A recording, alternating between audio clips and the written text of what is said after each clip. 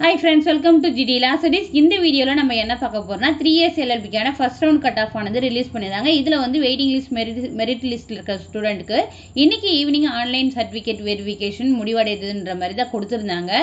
So நீங்க யாரெல்லாம் வந்து மெரிட் லிஸ்ட் வெயிட்டிங் லிஸ்ட்ல இருக்கீங்களோ எல்லாரும் வந்து ஆன்லைன் சர்டிபிகேட் வெரிஃபிகேஷன் பண்ணிருப்பீங்க நான் நம்புறேன்.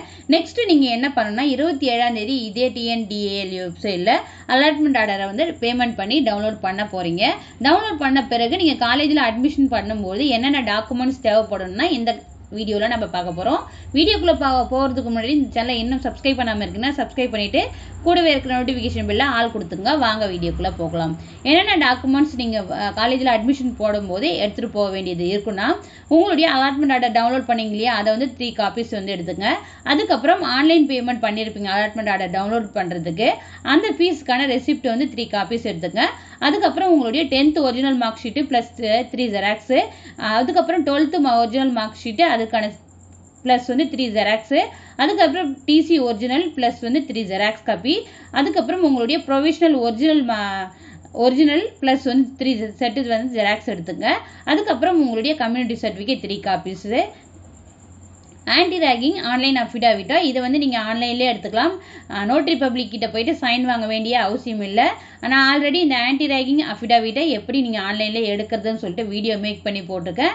அதற்கான லிங்க் வந்து இந்த வீடியோடைய டிஸ்கிரிப்ஷனில் நான் கொடுக்குறேன். நீங்கள் தேவைப்படுதுன்னா கிளிக் பண்ணி பாருங்கள். அதுக்கப்புறம் பார்த்தீங்கன்னா இந்த ஆன்டி ரேகிங் ஆன்லைன் அஃபிடாவிட்டை 3 காப்பீஸ் வந்து எடுத்துங்க.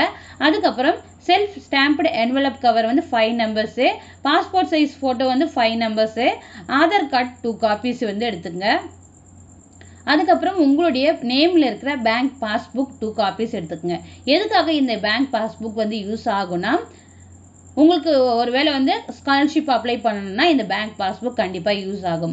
அதுக்கப்புறம் அட்மிஷன் ஃபீஸாக நீங்கள் எவ்வளோ பே பண்ண வேண்டியது இருக்குன்னா ஜென்ரல் கேட்டகரியாக இருக்கீங்க, அதாவது BC, MBC, BC others, BCM இது மாதிரிலாம் இருக்கீங்க இல்லையா, நீங்கள் எல்லாம் வந்து 1300 ரூபாய் பே பண்ணுற மாதிரி இருக்கும்.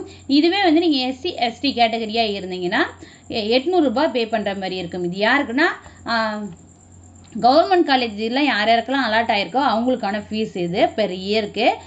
அதுக்கப்புறம் செமஸ்டர் ஃபீஸுன்றதை நீங்கள் தனியாக பே பண்ண வேண்டியது இருக்கும். இதுவே வந்து கவர்மெண்ட் கோட்டாவில் ப்ரைவேட் காலேஜில் செலக்ட் ஆகிருக்கீங்கன்ற பட்சத்தில் உங்களுக்கு வந்து 85,000 சம்திங் வந்து உங்களுக்கு பே பண்ணுற மாதிரி இருக்கும். ப்ளஸ் எக்ஸாம் ஃபீஸ் வந்து இருக்கும்.